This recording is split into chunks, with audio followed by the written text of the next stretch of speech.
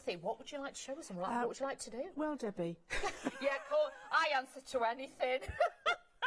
Mel and Kim, where did I get that from? I do. It happens all the time. You're not unique in that. What I like to do, Dawn, is I like to stamp everything out so people can actually see what they get when they're stamped. Because sometimes when you see them on the photopolymer, you can't really see the image. So this is Lena. We've got 2 unicorns, one head up, one head down.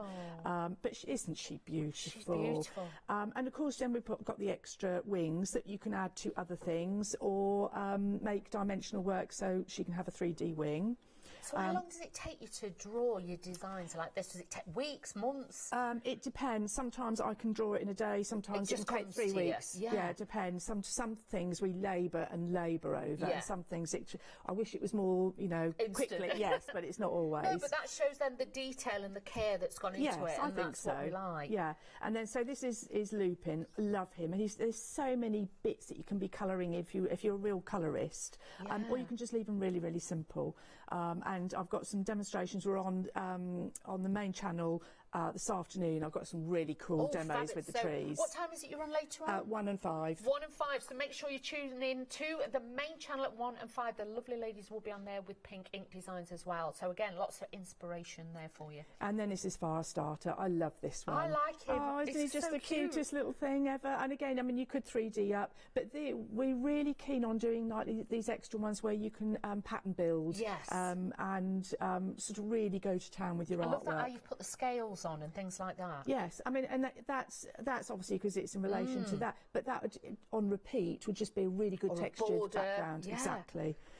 So, and also I quite like the fact that he's a little boy. Yes. Because normally little winged fairies always girls. They are. And I think that's really cool. Your drawings are amazing. Your artwork, how you draw it is absolutely incredible. Totally blown away by the designs, like I know a lot of you are at home. But let's see the magic happen. Right. Well, what I want to do is I'm actually going to work on a bigger piece. This is a piece I'm going to work on with Lupin. Okay. But I want to show how I achieve this background first. It's really quick.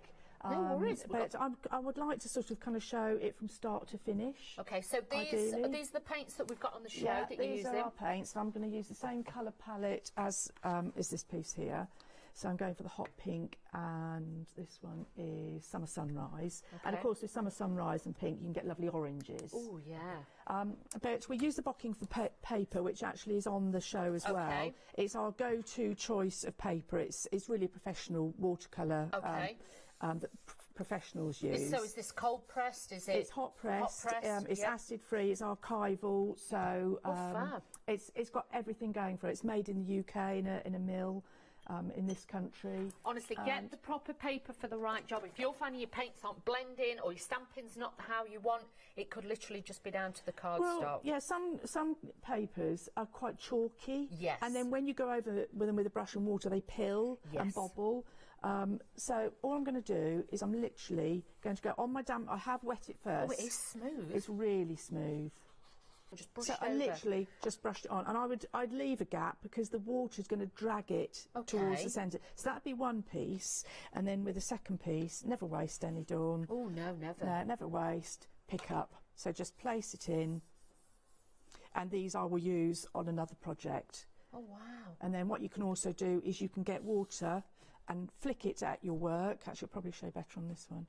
If you flick it, it bleaches out the colour. You need to let it dry a little bit more before it really is apparent. So would you heat set it with your heat gun, or would you just leave it to dry? I leave it to dry naturally because actually that's really important, because what I want is I want the pink and the yellow to blend and bleed to create my oranges. If I force dry it, it's going to stop it in its tracks and it's not going to blend and bleed. So they'll be great for another project. Lovely.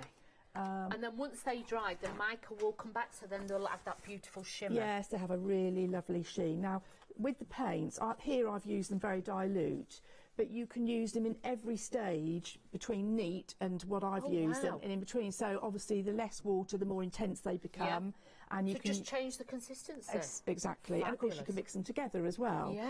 So on here, you won't be able to see it, but I have actually done a little bit of stenciling with our clear paste, because I always think people think, well, what do I need clear paste for? Surely I just need black or white or a colour. but the clear, in fact, I think it's probably my favourite. Can you? Yeah, you can just see it there. All will make sense in a moment because I'm going to add some colour on top of it. It looks like it's been, you know, like when they do the technique with paper crafting, they do like the clear hot foiling. It's like that. Yes. It's like it's been beautiful. Yeah. Or you've used like a iridescent embossing ink and then use the embossing powders with it. Oh, look at your stash. You see, this is my pickups. This is just pickups. That's a beautiful thing. And I keep them all in. I've got a whole load of A5s, A4s. I've even got A3s because I never waste anything. And someday I will use all these. That's beautiful. So anyway, we've got a piece similar. Again, you see, that hasn't blended so much, but it's really textural. Yeah. I love it. And we get the stencil and we're going to use the clear. Now, I've left my big palettes behind. Ideally, you want a longer one, so you can spread it like you're icing a cake. This is a little bit small, but it will still do the same job. So all you do is collect a little bit of the paste and literally just spread it over. And some people say, how do you stop it from going underneath? You need really one application and a firm pressure and drag and leave it, and don't keep going back and fiddling and thinking, oh, I've missed a bit, let me add a little bit more. That's when it starts to go under. So it's a little bit like being on a diet. You still want your butter, but you want, so you do a thin layer, just scrape it quite quick all over as fast as you can. And then you eat it and think, oh, it doesn't taste very good, and then you put it back on anyway. So there's no point doing it. So we don't have to tape it down or anything? No, because actually the paste makes it, you know, stick to it anyway. Right, so I don't. Fabulous. Now, word of warning, this also acts like a glue. Okay. So what you must do is always put your tools immediately into water and clean them. Do you want me to wipe them for you? No, I've got a bucket down here, and the same with the stencil. If I don't put this immediately into water, it's going to stick on there and I'm going to lose all my details. Yes. So will it ruin it then? Yeah, pretty much it would. So to be please honest, heed the message there. Just put it in like a little, you've got like a little plastic or one of the A4 boxes, just put some water in it and just do that. I mean, mine hasn't got any detergent in, but you could do if you want to. But when I'm at home, I literally just run it under the tap, rinse it off and put it on the drainer, and that's that. But you can see it's quite milky, isn't it? Beautiful. Well, look, you see, look there, you can really see the detail. So could you put that paste onto acetate and things like that? Do you know what? I haven't tried it on acetate, but I will give it a try and see what happens. I bet you could. Yeah, I'm sure you could. So that's clear, but what I could have done before I added it is mixed some of the Stardust powders in it and then make really lovely colours. Okay, so could I sprinkle glitter into it? You could because it's a glue. You can put glitter. You can put beads in it, sand if you want to have like a real gritty effect. You can do that. And this is something that I just really quickly just want to show. We've got the clear paste, the black and the white, because I think you get them as a three combo, don't you? Yeah. So you get all three. So this is just them on white card and this is them on black card. And you think, okay, well, fine. But when you start adding the pigments with the clear, you see you can start getting really beautiful, crisp colours. But I'm going to show you a really good technique with that. This is into the white, so you can then start making your own colour combination and into the white. But then you can start adding waxes, as we've done here. Nice. And as Mel was saying, Stardust powders into the black. This is the same colour as that. That's into the clear and that's into the black. So it gives a colour. Even more coloured. Yeah, it gives a colour, but and that's into white. So it's a completely different type of colour depending on what you're trying to achieve. Yeah, I like that. And also it's gone from glossy to matte down here, where you've added your pigments, it's gone matte. Fab. So brilliant.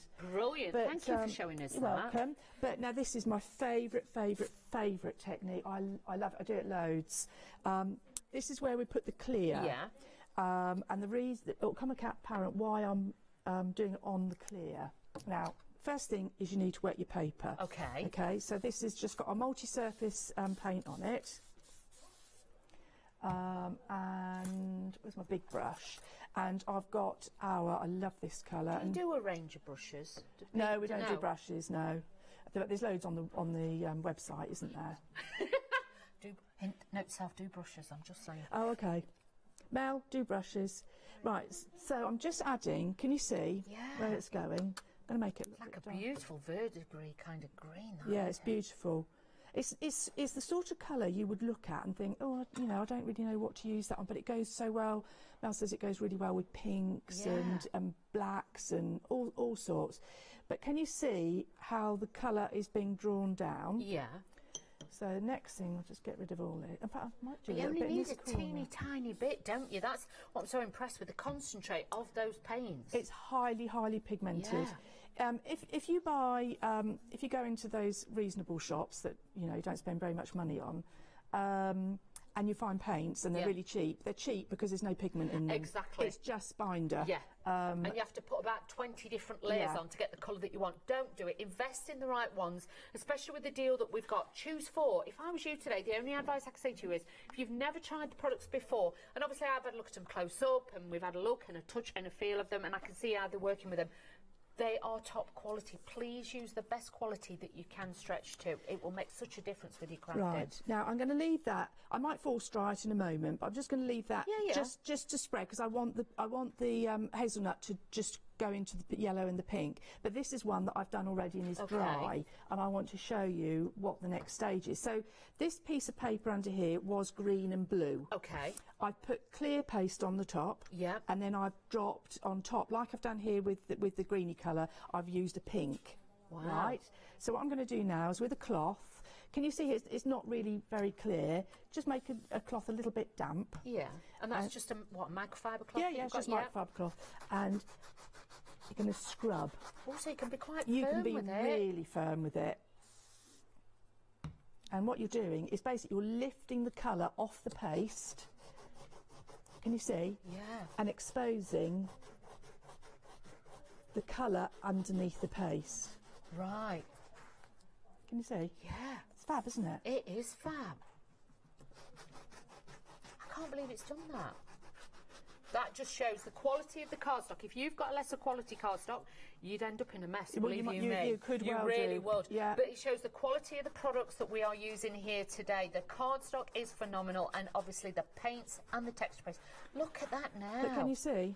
Oh, wow. Isn't that gorgeous? That is beautiful. And this technique works really well depending on what colours you're using. Yeah. So, I mean, that's a similar one. This was, I did have a little bit of pink, but it was mainly yellow, but I've gone in with red on the top. Yes. And you can see you get this lovely contrast. And that's a great foil now for putting like something fussy cut and sticking it on the top. And or your centrepiece or your rubber stamps, whatever you want to do. Stamping system, Cathy?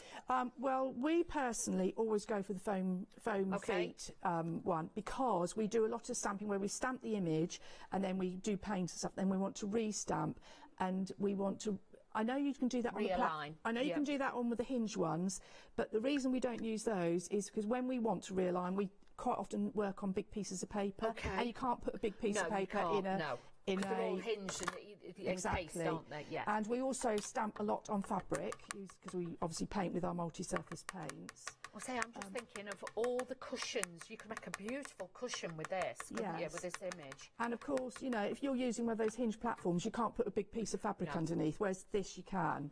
So this is our Lupin, so you can see him stamped out. Isn't he lovely? He is lovely. He's so, and you know, I mean, colour-wise, you could make him like a more silvery or warm colours. Yeah. Now I'm just going to do a tiny little bit of painting, and then I'll clear up the painting. Then we'll go on to the next bit. But I just want to show people how I approach my paintings. And actually, I think this one I'm going to do it different to my sample. I'm going to go back to this. I like that colour. Hazelnut. Yeah. So how I paint is because how did it all start with you drawing? Where does it all, you know, does your mum and dad, are they artists? Well, my mother was an artist, yes. My mum was an artist, and my aunt was a children's book illustrator in the 1920s. Oh, wow. And I spent my youth lying on the landing floor with her books, leafing through. I know every single illustration that she ever did personally. Wow. Do you know what I mean? Yeah, you've actually studied it. And I've still got her books now, and I still refer to them. And a lot of it is figurative work. I mean, they're very dated because they're of a style, but they're just beautiful. And I just always remember thinking, do you know what? That's what I would really like to do. Because you have illustrated as well, haven't you? Yeah, I've illustrated children's books for about 30 years. Oh, wow. But actually illustrating stamps is no different to illustrating a book. No, you've still got to draw it. You've still got to start at the beginning. So, exactly. But to have your incredible art, it's so, and it's nice to know that people at home, if you're investing in these stamps as well, you've got a little bit of Cathie here. This is Cathie's artwork. So again, you know, get behind these ladies, support them in their, you know, their journey with the business, because it's nice to have, you know, British designers and things like that. Yeah. Everything we do is British. So you can see I'm being quite loose with this, and even while it's still wet, I'm going to go on and start adding some more. So we don't have to be too precise then? Yeah, no you don't. And also, can you see with these paints, I've used them to really dilute, and now I'm adding less water, and they're slightly thicker, and I'm just going straight on the top. Sometimes I think when your surface is wet, it's better because it softens the edge, and then you're not left with no hard lines or anything. Yes, and you know, it doesn't matter if something goes under or wherever. But basically, I would just carry on doing something like this. Wow. And building it up. Because I do think we get quite, it's got to be precise when we're painting, and I do think we all think we've got to be an artist. Yeah, but I mean, you know, if you like that sort of style, I think that's all fine, isn't it? Yeah. But you don't so it's a bit more abstract. Yeah, it's, absolutely. You know, white space is the new space, as they call it. So again, that looks incredible. Yeah. Now we are back at the hot end, shall we say? Yes. Back in the creative zone. So what are we going to do next? Well, we put on the hazelnut on top of this, and I'm now going to take it. Well, hopefully it's dry enough. So it's like just knocking it back a little bit. Yes. Well, it's also what I'm trying to do is expose the paper that's behind and the colour that's behind. Can you see? With that texture paste, it's fab. Yeah, and you can see actually where the marks where I've used the palette knife. Yeah. It's actually in the paste, and the paint has sort of shown that, and I like that. I do. It adds that extra texture, that vintage, but softer. That's exactly. I mean, look at that. How pretty is that? That's amazing. And you'd look at it. Anyone would look at that and think, how have they done that? Yeah. And it's like it's embedded already into it. That's a really good word, embedded. But of course, if you wanted to make it to show up any more, you just add more intense colour. Okay. So I could have gone on there with like a graphite noir or something like that. But I'm going to be putting my loop in there, but I want a bit of interest. I don't want to cover everything up. I want it to be quite subtle. So I love this stamp. This is the Catkin Tree of Life. Okay, so this is the extra tree that's in that collection as well. Yes. So what ink are you using? Because obviously we've put paints and things on there. What ink pads would you advise us using? Versafine Clair, but as a team, Mel and I always use Versafine Clair and Versacraft. Okay. Versacraft is a water-based. About there is a water-based because we use that on fabrics because it's permanent on fabrics. But when we're doing on card, we use Versafine Clair. Okay, because that's more for detail, isn't it? Yes, exactly. Okay. Random question. You know what I'm like. You should know by now. Random. You know the paints. Could we stamp with the paints? You could, as long as you clean your stamp up really quickly, because again, you don't want it to dry on it.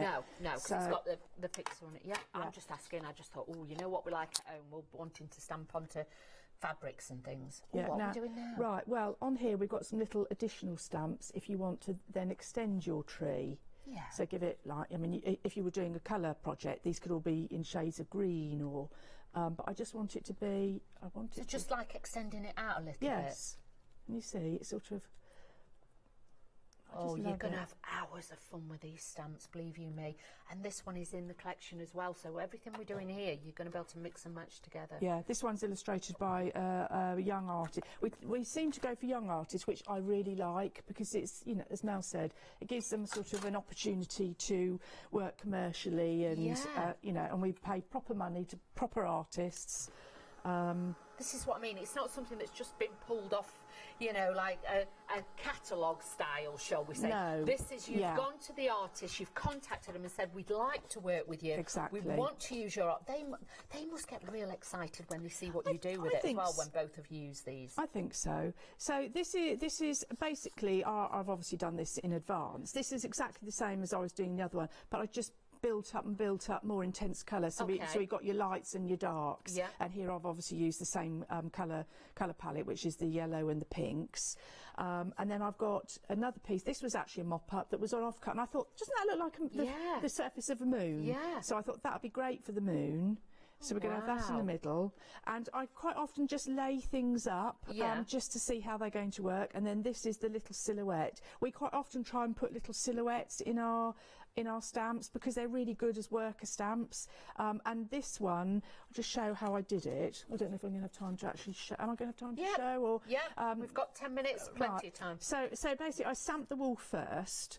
And then I put my circle in before I do anything else. So when I'm actually building it up, I kind of know where I'm going to be cutting. 'Cause, I mean, you can do it the other way around, but this is my preference. I think sometimes it's easier then to be able to stamp over the edge because you think, well, I'm cutting that bit away. Exactly. It won't matter. Yeah. So here I'm going to use. Well, actually, I used the leaves before, but I'm going to use something different. I'm going to use the feather. Oh.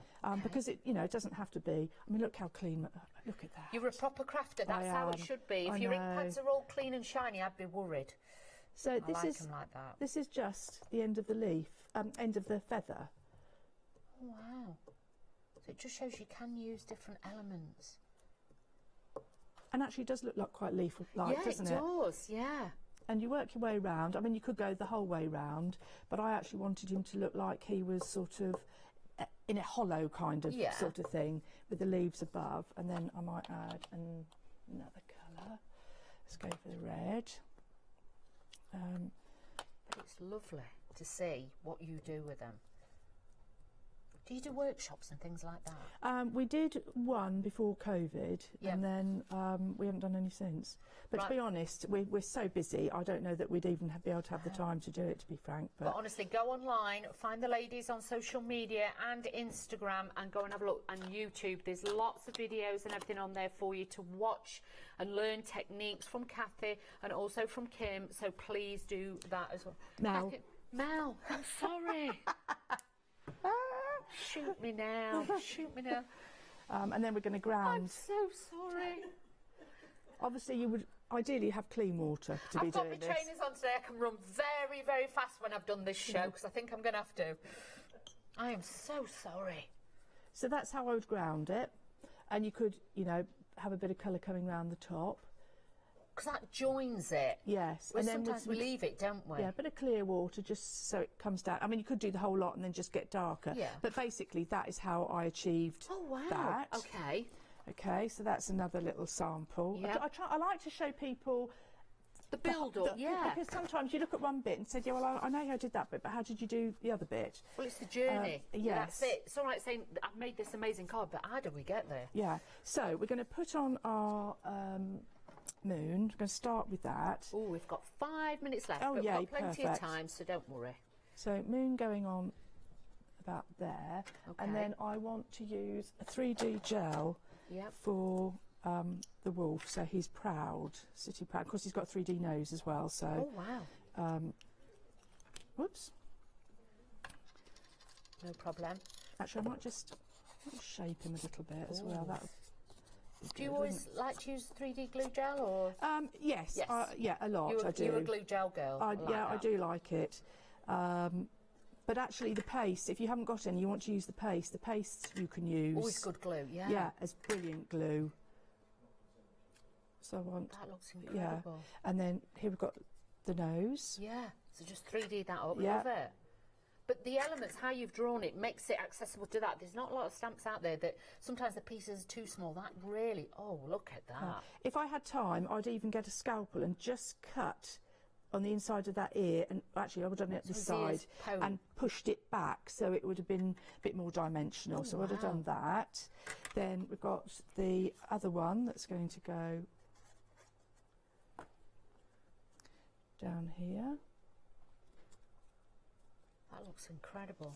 A sentiment. Naturally, I was going to put the sentiment there, but I love that, and I kind of think that I might be covering it up, and actually threes are good, so I might hold back a... Oh, put it there. Think there. Yeah, don't cover that corner up. That corner. Bear with. I like that. Bear with. Hold the line, callers. We're on it. Hold the line. I'm going to make it slightly narrower because I don't want to lose this silhouette of this wolf. So we're just. But this shows the change direction and the accessibility that you've got with these stamps as well. They are gorgeous. Yeah. And then what I also do, pretty well on everything, I always edge everything because it just contains things. It sort of is a bit like a full stop. Oh, so just like a bit of doodling? Yeah. I love it. So what would you use for that? Just a fine liner? I've just got a fine liner. I mean, you've got the microns, I think, on the website. I use those a lot.